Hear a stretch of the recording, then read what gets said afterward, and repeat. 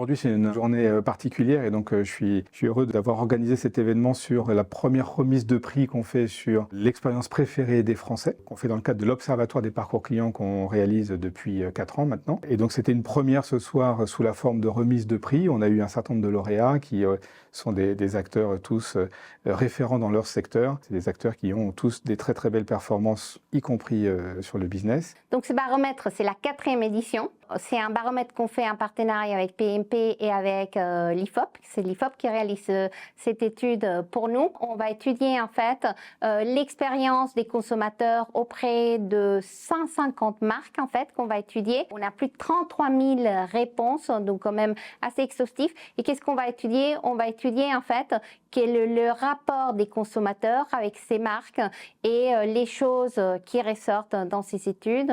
Cette année, c'est 3 principalement. C'est l'importance de la personnalisation, c'est l'importance de l'omnicanalité.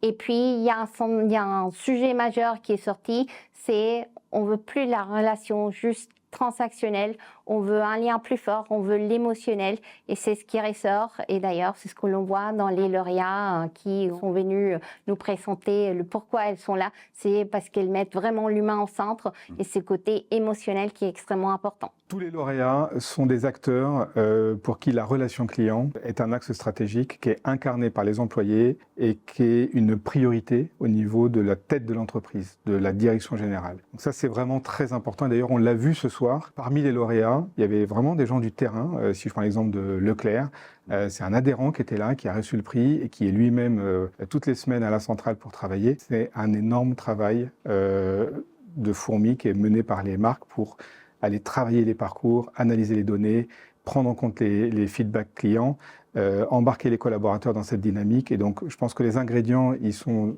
là-dedans, dans le travail, dans la précision, dans l'analyse.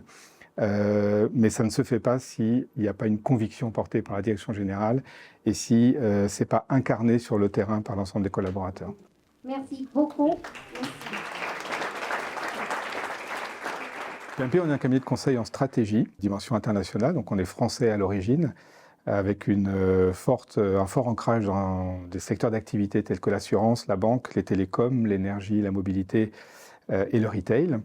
Et on a des expertises transverses aussi, comme CFO Advisory et l'expérience client et le digital que j'anime pour PMP en transverse sur l'ensemble de ces secteurs. Nous, on s'attache à essayer de mettre en évidence le lien qui peut être bénéfique aux entreprises entre l'expérience qu'on va faire vivre aux clients et la valeur que ça crée pour l'entreprise. On met beaucoup d'énergie pour accompagner nos clients sur l'intelligence artificielle, c'est un sujet important, tout le monde en parle. Notre expertise, comment aider nos clients à délivrer une expérience client distinctive dans leur marché. On y travaille beaucoup. On a monté un partenariat avec Illumine Technologies, qui est une scale-up française qui est vraiment très performante pour accompagner nos clients. Et donc, notre actualité, c'est de pousser vraiment cette offre qui associe la technologie et le savoir-faire métier de l'expérience client. Actualité des skippers, c'est vrai que les UGC, c'est un sujet qui est relativement nouveau pour beaucoup de marques, même si c'est maintenant les quotidiens en fait des consommateurs, puisqu'on découvre généralement une marque sur les réseaux sociaux. Systématiquement, si on est intéressé par un produit, on va sans doute regarder quels sont les avis sur ces produits-là.